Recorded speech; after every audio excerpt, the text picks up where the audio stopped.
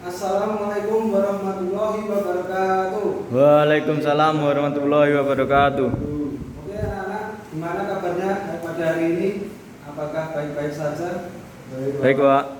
Nah, sebelumnya kita akan menerangkan materi yaitu olahraga badminton. Nah, sebelum kita masuk pada pembelajaran, sebaiknya kita berdoa kepada Allah Subhanahu wa taala. Doa dimulai. Doa selesai. Nah, jadi materi pagi ini adalah olahraga badminton atau bulu tangkis. Oh iya, saya lupa, saya akan mengakses presensi kehadiran dari setiap siswa yang aktif. Di sini Mas Dedi kehadirannya, Mas Raffi, Rifki. Hadir, Pak. Ini yang lain kemana Pak? Pada izin atau gimana? Bagian izin, sebagian belum ada datang. Oke, pada selanjutnya kita akan masuk ke materi saja ya untuk menyita waktu. Nah, bulu tangkis atau yang sering disebut badminton oleh sebagian kalangan adalah olahraga yang dimainkan dengan menggunakan alat yaitu raket dan shuttlecock.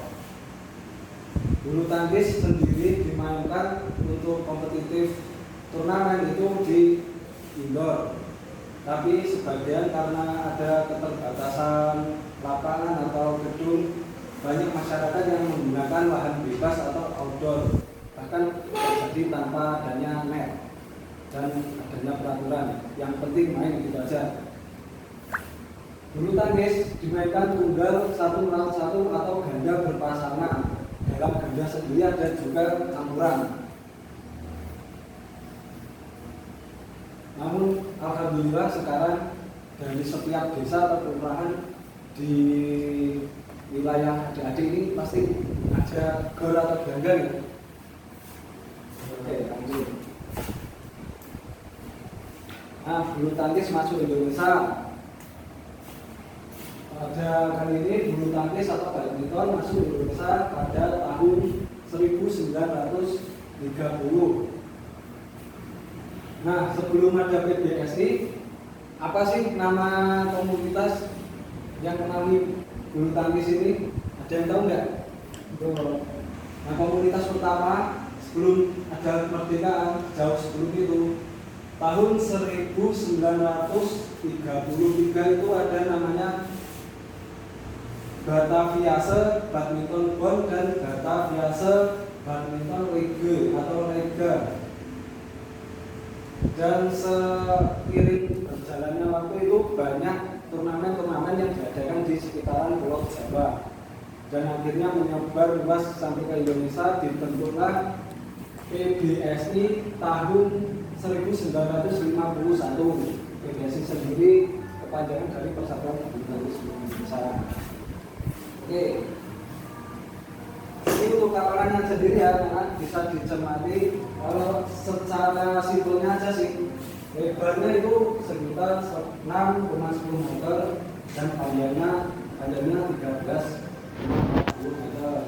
Dan ini juga ada garis-garis ini, dimana garis ini biasanya digunakan untuk servis, dan ini adalah batasan untuk top agar bisa melewati garis tersebut.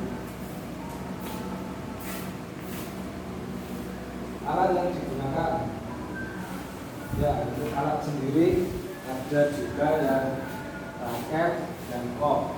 Dalam spesifikasinya, raket sendiri itu mempunyai panjang maksimal 68 cm, tapi ada juga yang dijual melebihi tersebut, biasanya itu merek KW atau Tiruan, dan lebar 22 cm, berat tidak lebih dari 150 gram.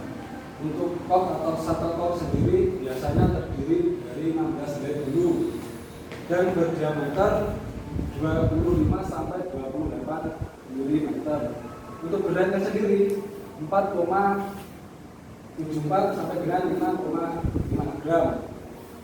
Untuk tinggi kok biasanya Iya. 54 sampai dengan 74 mm. Iya. Untuk kategori, nah baik ini untuk kategori ya di turnamen atau di pertandingan kompetisi ada namanya tunggal putra, tunggal putri, ganda putra, ganda putri dan campuran. Di sini ada yang tahu yang dimaksud tunggal putra, putri atau ganda putra, putri, campuran? Ada yang tahu? Belum. Nah, untuk tunggal putra sendiri itu kategori permainan atau kompetisi yang dimainkan oleh dua orang yang berlawanan bergender putra. Untuk tunggal putri sendiri lebih singkatnya seperti tunggal putra, namun gender yang dimainkan adalah putri atau perempuan. Untuk ganda itu dimainkan berpasangan ya. Misal kalau ganda putra yang berpasangan antara putra dan putra, musuhnya pun juga putra. Ganda putri juga demikian, namun yang dimainkan itu adalah gender kelamin putri. Ganda campuran sendiri dimainkan dengan bercampuran atau bersilangan antara putra putri. Satu tim memiliki pasangan putra dan putri dan tim lawannya juga demikian. Teknik dasar. Nah, untuk teknik dasar sendiri ada servis, pegangan atau grip dan pukulan. Nah, untuk servis sendiri adalah pukulan. Ini termasuk jenis pukulan ya servis, namun ada tekniknya sendiri. Itu adalah pukulan awalan untuk memukul kop ke area lawan untuk memulai pertandingan berlangsung. Untuk servis sendiri ada forehand rendah, forehand tinggi, dan backhand. Untuk forehand rendah itu menggunakan pukulan yang rendah, namun bola harus menyampai ke area garis lawan. Dan untuk forehand tinggi itu tenaga yang dibutuhkan lebih besar, karena itu agar kop bisa melambung tinggi dan jatuh ke belakang garis lawan. Hal itu menyulitkan kubu lawan untuk mengembalikan musuh, mengembalikan serangan dan juga menguntungkan untuk rally panjang. Dan ada juga backhand itu biasanya digunakan dalam pertandingan ganda dan ganda putra, putri maupun campuran. Backhand sendiri itu menggunakan pukulan yang sangat lemah, namun harus melewati net dan jatuh di belakang garis pertahanan musuh.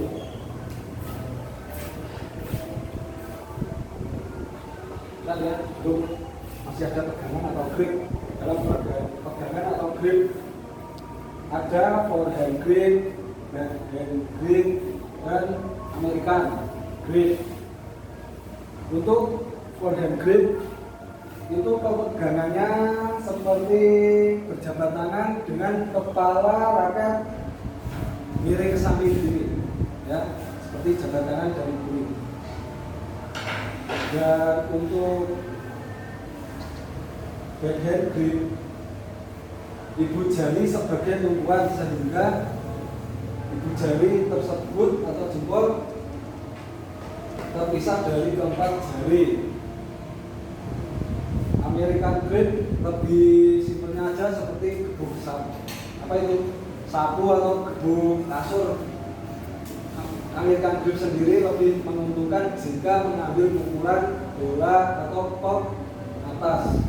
Bisa saja untuk mengambilkan pukulan kop.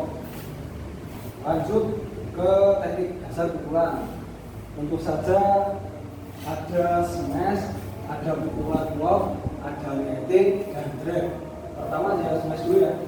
Smash adalah pukulan keras, cepat, dan tepat. Dan smash sendiri biasanya menunjuk tajam ke arah pertahanan musuh. Dalam melakukan smash butuh kelihayan, ketepatan, dan juga insting yang kuat. Smash sendiri bertujuan untuk mematikan pertahanan musuh. Nah, untuk pukulan lob adalah pukulan yang digunakan memukul shuttlecock ke atas dan jauh. Pukulan ini biasanya digunakan untuk rally panjang dan untuk mengulur agar musuh tidak melakukan serangan cepat. Ada lagi pukulan, bahasa itu ya. Ada lagi pukulan drag. Pukulan ini dilakukan datar dan cepat. Biasanya pukulan drag ini tidak menukik dan tidak melambung. Jadi datar itu ya antara net dan satu kor. Pukulan ini terjadi cepat. Dan untuk net sendiri dilakukan pelan sehingga top berada jatuh ke dalam area lawan, namun sangat tipis di bawah net. Untuk pukulan net sendiri butuh insting lebih lagi. Oke, sampai di sini ada yang dipertanyakan atau tidak? Belum, Pak. Belum. Nah, karena materi sudah berakhir, saya akan menyampaikan tugas karena ya waktu hampir selesai ya. Tugasnya sendiri adalah mencari bagaimana latihan yang benar untuk melakukan pukulan baik itu smash, grab, netting, dan lock. Dan materi selanjutnya adalah mengerjakan, nanti saya share soalnya, yaitu mengerjakan sejarah dari internasional maupun masuknya ke Indonesia badminton itu sendiri ya. Karena ini sudah waktu sholat asar, maka mata pembelajaran hari ini saya akhiri cukup. Alhamdulillah, segala puji bagi Allah Subhanahu wa Ta'ala, kita semua bisa belajar bareng di sini ya. Selanjutnya kita tutup acara ini atau pembelajaran ini dengan ucapan Alhamdulillah. Alhamdulillah. Oke, cukup. Assalamualaikum warahmatullahi wabarakatuh. Waalaikumsalam warahmatullahi wabarakatuh.